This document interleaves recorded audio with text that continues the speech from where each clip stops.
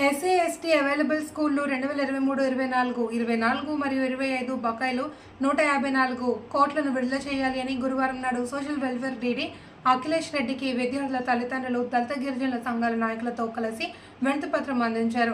SC ST best available స్కూళ్లు విద్యా సంవత్సరం 2023-24, 24-25 బకాయిలు 154 కోట్లు తక్షణమే విడుదల చేయాలి అని, రాష్ట్రంలో 210 స్కూళ్లలో చదువుతున్న ఎస్సీ ఎస్టీ పేద విద్యార్థులకు ప్రభుత్వం 2 ఏళ్లుగా విద్యార్థుల ఫీజులు చెల్లించకపోవడంతో యాజమాన్యం ఆర్థిక ఇబ్బందుల కారణంగా ఈ నెల 20 వరకు పాఠశాలలు తెరిచే పరిస్థితి లేదని తెలపడంతో విద్యార్థులు ఇబ్బందులు ఎదుర్కొంటూ పాఠశాలలు తెరిచి 6 రోజులు గడుస్తున్న ప్రభుత్వం నుండి వచ్చే బకాయిల కారణంగా విద్యార్థులకు పాఠశాలలకు రావద్దని తెలిపారు.